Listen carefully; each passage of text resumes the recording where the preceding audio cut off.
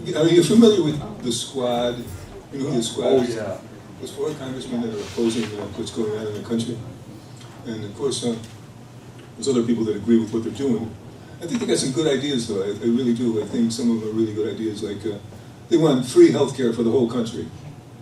I love the concept because, you know, getting in my 70s, I got to have knee replacements and go to the doctors every other week for something or other. And it's getting very, very expensive. So imagine that, free health care for everybody in the whole country. It'd be the greatest thing in the world.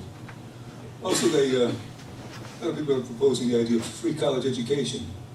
I love the concept too because, you know, kids are going through college and they're stuck with these college expenses for the rest of their life. And mom and dad sometimes foot the bill, and then mom and dad are stuck with the expenses for the rest of their lives. Another great idea, I think, is banning of handguns. These guys were talking about handguns this morning, and I think they should ban all handguns. Now stop there, Pastor. Everybody's got if you banned all handguns, you can imagine how much crime would be cut down and how many lives would be saved if you banned handguns. Keep it up. Another idea I really love is the idea that one of the candidates is wants to be the president of love. She loves everybody. There's so much tension going on in the world, you know, Democrats fighting Republicans and all this kind of stuff. But she wants to be the president of love. You know, if you show love to other people, everybody's going to love you. These are just absolutely great ideas. And the problem is that they've tried this in other countries. It's what's called fascism. Fascism is the idea that the government controls everything. And you see people that live in a fascist country, like people that have lived in Eastern Europe for so many years, and they've lived under fascism, and then they'll give you a horrific story of what's going on. You couldn't convince these people with Team China that these ideas are good because they've experienced it. And once you've experienced something, it's hard to convince you. It's been said that a man with an argument is at the mercy of a man with experience. And this morning we're going to talk about, we're going to continue our discussion with the book of Ecclesiastes. And last time we talked about Koheleth. Koheleth is the author of Ecclesiastes. The word Koheleth means collector. The idea is to collect knowledge from all different ways and places and things. And some people believe that it might be Solomon. Some people believe that he might be just writing in the name of Solomon. So, but at any rate, the book of Ecclesiastes is illustrative of the life of Solomon. That is to say that Solomon served as an illustration of a lot of the ideas that are found in the book of Ecclesiastes. So let's turn to Ecclesiastes chapter 2 and we'll continue our discussion.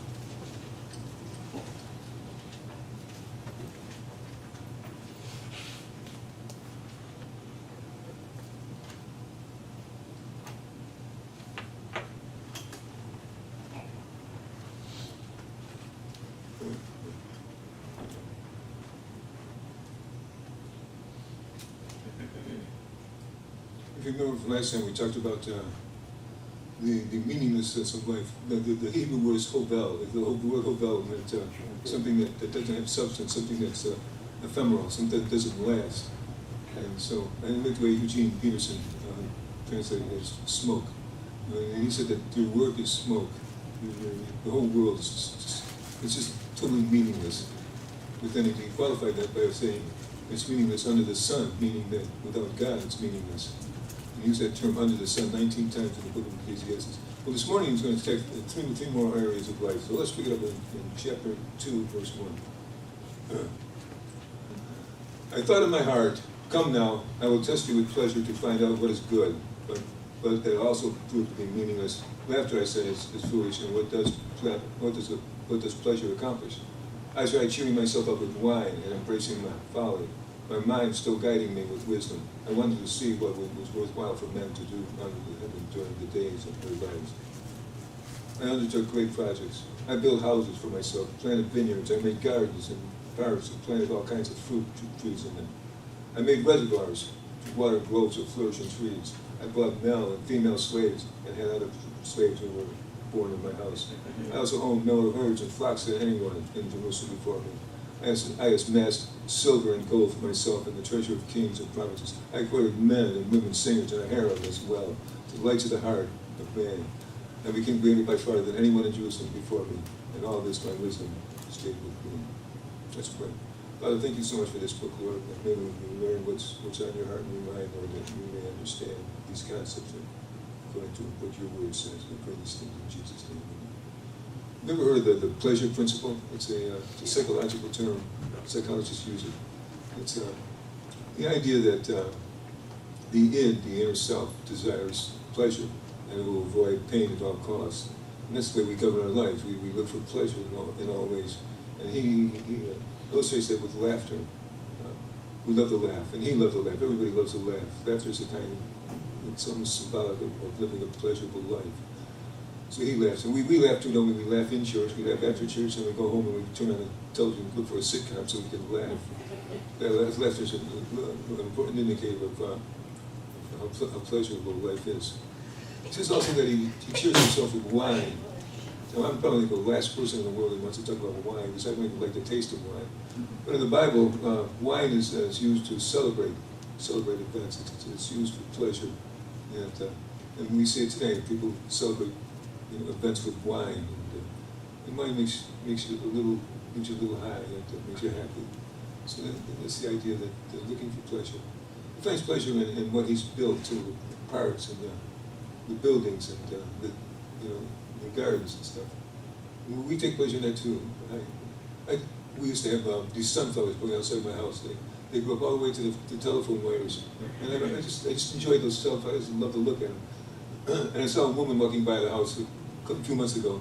And she stooped down with her daughter and looked at the little plant, a little weed in the garden, and said, she showed the daughter that it's going to go up to the telephone pole. She was a little girl, got so excited, but it didn't happen because the sunflowers didn't come up this year. I was so sad. And so take pleasure in gardens. You take pleasure in so many areas of life. And we take pleasure in what we do and what we build. And he talks about the pleasure that he has from amassing amounts of wealth. And we do too, don't we? We love it when the stock market's going up and when we're building a portfolio. We find pleasure in so many things. And he says he's found pleasure, and more pleasure than anybody in the whole world. He's got men and women singers. He's the king of Jerusalem. He's just got everything in his hands. He's found pleasure. The problem is he finds it meaningless, absolutely meaningless. There's a great song many years ago by Peggy Lee. Is That All There Is? I don't know if you guys remember before your time. The song is about a little girl who, her house burns down. And she looks around and says, is that all there is? Is that all there is? And then her father takes her to a fair, and county fair, and it's really supposed to be such fun, and she gets done with that and says, is that all there is? And then she meets this boy, and she falls in love with the boy, loves her, and she loves him. It's just the greatest thing in the world. And suddenly he walks out on her and says, is that all there is? There's an emptiness about life. There's an emptiness about that kind of pleasure. And that's what Solomon's saying here, Koheleth, that there's really, the pleasure is just meaningless. It doesn't mean anything. It's here today, gone tomorrow. So that's the way he addresses pleasure. Pleasure is totally meaningless. And let's pick it up at verse 10. I denied myself nothing for my eyes' desire. I refused to take no pleasure. My heart took delight in all my work, but this was the reward for my labor. Yet when I surveyed all that my hands had done and what I had toiled to achieve, everything was meaningless, a chasing after the wind. Nothing was gained under the sun. He goes on and now and talks about wisdom. And then I turned my thoughts to consider wisdom and also machines and folly. What more can the king's successor do than what has already been done? I saw wisdom is better than folly. Just as light is better than darkness. The wise man has eyes in his head, while the fool walks in darkness. But I came to realize that the same fate overtakes both of them. Then I thought in my heart, the fate of the fool will also overtake me also. What then do I gain by being wise? I said in my heart, this too is meaningless, but a wise man like the fool will not be long remembered. In days to come, both will be forgotten. Like the fool, a wise man too must die. In the book of 1 Kings, chapter 3, Solomon has a dream about God. And God says to him, I'll give you anything you want, Solomon. And Solomon says, the Lord, give me wisdom. And since God said to him, since you asked for wisdom, and you didn't ask for a long life, you didn't ask for wealth or anything like that, I'll give you wisdom. So Solomon became the wisest man. And according to the text, he said the wisest man ever to live. Those before him, those after him. Nobody was ever wiser than Solomon. And you think of all that he accomplished. He built the temple, he built cities. And you see his wisdom in the books that he's written, in the Psalms and the Proverbs and the Song of Solomon. And just everything. He was a brilliant, wise man, the wisest man that ever lived. And the Queen of Sheba, if you remember, Sheba is down in what we would call southern Saudi Arabia. And so she comes from southern Saudi Arabia, hundreds of miles away to visit Solomon because she's heard of Solomon. The whole world knows of Solomon's wisdom. And she comes and she visits him. And she sees that he fulfills everything that's ever been said about him. He is the wisest man ever to live. And he's an incredibly brilliant man. And a great illustration of that is, everybody knows the story about the two women that were fighting over the baby. If you remember the story, the one woman had a baby that died, and the other woman wanted the baby. So she told both went to Solomon because they were fighting over the baby. So Solomon said, cut the baby in half. And the woman that was the real mother said, no, don't do that. Don't hurt that baby. So Solomon knew that the mother was the real mother. He's got wisdom. We extol wisdom, don't we? So we send our kids to college, we'll pay any price. And we do pay a big price for college, don't we? And that's because the government, let's go on a side here, the government guarantees the college's loan, so the college raise the price of college. So the government is the fault with things. But anyway, we extol knowledge and wisdom. And we tell children that they've got to do well in school. We always thought that, they looked at the worker on the street and said, you've got to do well in school, and you wind up like that worker on the street. Nowadays, people go through college and you get a degree and can't get a job, and the worker on the street's got a job. So, but he extols wisdom, and he compares it to being a fool. In the Bible, when they talk about a fool, fools are basically immoral people. That's the way the Bible regards fools. The fool says in his heart, there is no God. So Solomon looks at wisdom and says, well, what's the point of it all? Well, just as the fool dies, so does the wise man. And we look at the wisest men that ever lived in our world. I think of Sir Isaac Newton, the man that invented calculus. I think of Thomas Edison. I think of all the brilliant men in this world that they all died, just like you and I are going to die. What's the point of it all? So he says wisdom is meaningless in his eyes. It's absolutely meaningless. I remember my dad telling me that, son, when you've got your health, you've got everything. And it's so true. That, when you're young and healthy, you can do anything. But as you get older, your abilities falter. I find myself forgetting things so easily. And I watch programs. I've said this before. That sometimes I watch programs like Jeopardy, and can't remember the answers. Because you're getting old. It all turns out to be meaningless. Wisdom, having all the wisdom in the world, it doesn't do you any good. You're not any better off than the man that's a fool. So that's where he looks at wisdom. Now he turns his attention to toil now. Look at verse 17. So I hated life because the work that had been done under the sun was grievous to me. All of it is meaningless, the chasing after the wind. I hated all things that I had toiled for under the sun, because I must leave them to the one who comes after me. And who knows whether he will be wise or a fool, that he will have control over all the work into which I have poured my effort and skill under the sun. This too is meaningless. So my heart began to despair over all the toilsome labor under the sun. For a man may do this work with wisdom, knowledge, and skill, and then he must leave it to all he knows the Son who has all work for him. This too is meaningless, great misfortune. What does a man get for all the toil and anxious striving with which he labors under the sun? All his days of his work is pain and grief. Even at night his mind is not rest. This too is meaningless. So he's saying now that the work we do is meaningless. The toil we toil. And if you remember, Solomon is responsible for building the great Solomonic temple. And how much work that must have been to put that together.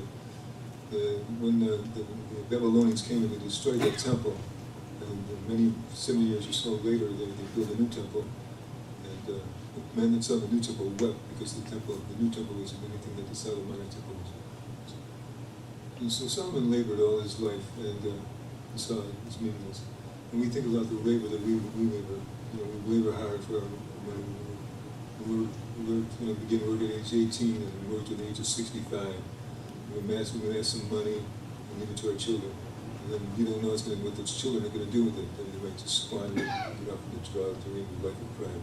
You don't really know what's going on. It's all, to him, all the toil is all meaningless. So he looks at life and he says that all is meaningless. Wisdom is meaningless. Pleasure is meaningless. Toil is meaningless. Let's pick up in verse 24 as he concludes. A man can do nothing better than to eat and drink and find satisfaction in his work. This too I see is in the hand of God. For without him, who can eat or find enjoyment? To the man who pleases God, God gives wisdom, knowledge, and happiness. But to the sinner, he gives the task of gathering and storing up wealth to hand it over to the one who pleases God. This too is meaningless and chasing after the wind. I've used this. The book of Psalms 37 says, "Delight yourself in the Lord, He'll give you the desires of your heart." And we've alluded to this passage so often in 1 John chapter 2. He says, "Do not love the world or anything in the world. If anyone loves the world, the love of the Father is not in him. For everything in the world, the cravings of the sinful man, the lust of the eye, and the boasting of what he does, what he has and does, comes from the Father. But it's not come from the Father, but from the world. The world and all its desires passes away. But the man who does the will of God lives forever." So what Solomon sees, John is agreeing with Solomon. That, life is meaningless. The work we do is meaningless. The pleasure we have is meaningless. The wisdom is meaningless. But that's all under the sun.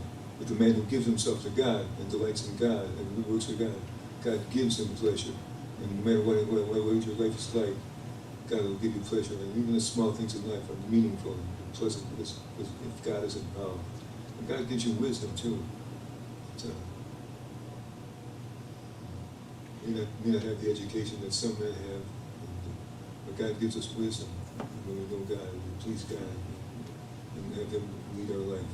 And the work we do is meaningful if we do it for God. Again, there's people in this world that have exalted jobs, elevated jobs, prestigious jobs and prestigious people.